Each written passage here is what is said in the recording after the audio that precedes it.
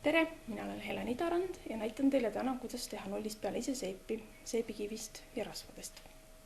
Seebi valmistamiseks on siis vaja järgmisi töövahendeid. Esiteks on elektroonilist kaalu, saumikserit, termomeetrit, mis näitab vahemikku 30–70 kraadi.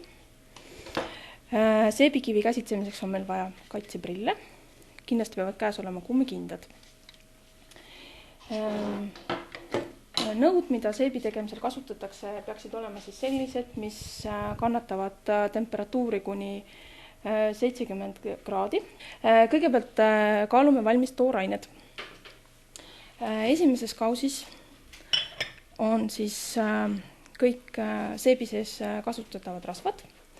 Täna on meil siin kookosrasva, mis annab seebile hea vahutavuse, tugevuse ja head puhastusomadused. Siis on palmirasva, mis on samuti hea seebile tugevuse andmiseks.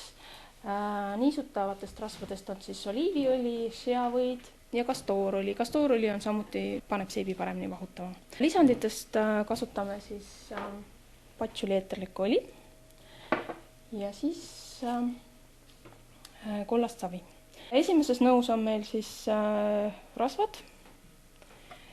Teise nõusse kaalume vee, et vett siis kaalutakse samamoodi grammidega.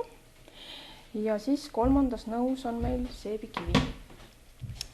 Nüüd seebikivi käsitlemisel tuleb alati kasutada kaitseprille, kummikindaid.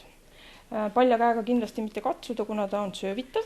Kui seebikivi lahus segatakse, siis alati tuleb seebikivi valada vette, mitte vett seebikivi peale, sellepärast et siis see seebikivi hakkab pritsima ja siis ongi see söövituse oht. Selle segamise käigust näete, et see seebikivi lahus muutub selliseks piimjaks.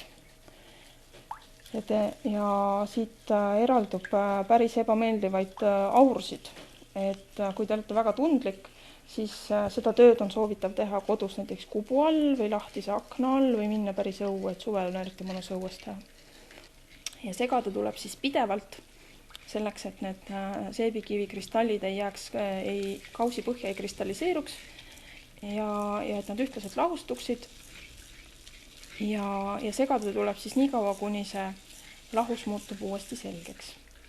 Järgmise etapina siis sulatame rasvad. Rasvu võib sulatada siis pliidi peal, aga võib ka mikrolaineahjus, nagu meie praegu teeme.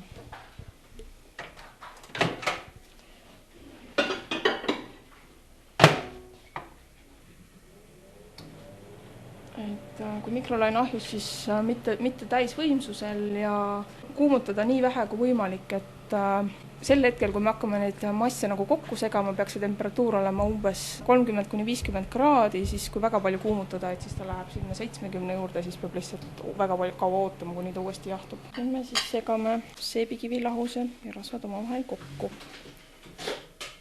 On näha, et see vedelik hakkab muutuma piimjaks. See tähendab, et seebistumisprotsess on juba alanud. Ja mikserdamiseks kasutame siis saumiksrit. See kiirendab oluliselt seebi valmistamisprotsessi.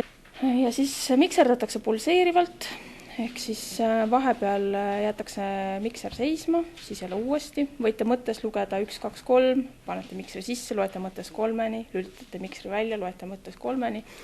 Et eesmärgiks on see, et see seebistumisprotsess ei toimuks liiga kiiresti.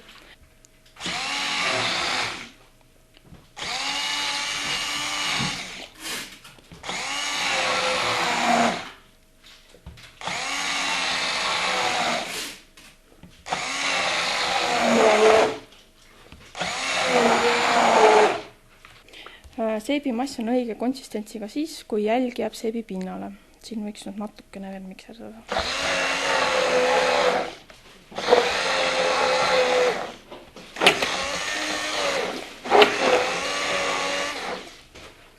Nii, kui seebimass on valmis, siis me segame siia sisse lisandid. Nii.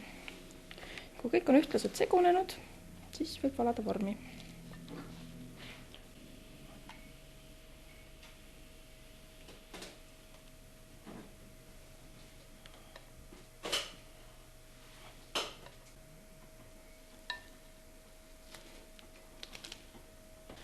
Nii, nüüd tuleks see seep jätta vähemalt 24 tunniks vormi ja siis seejärel katsuda näpuga pinnale, et kui ta on juba selline tahke, siis võib ta vormist välja võtta. Kui ta veel ei ole tahke, siis ta võib rahumeelisel vormis veel mõni päev seista. Pärast vormist välja võtmist peaks seep järel valmima 3–4 nädalat, mille jooksul temast aurustub üleliigne vesi ja seep muutub kõvemaks ja vastupidavamaks, aga samamoodi käib lõpuni seebistumisprotsess, mille tulemusena seal sees enam söövitavat seebikivi ei ole.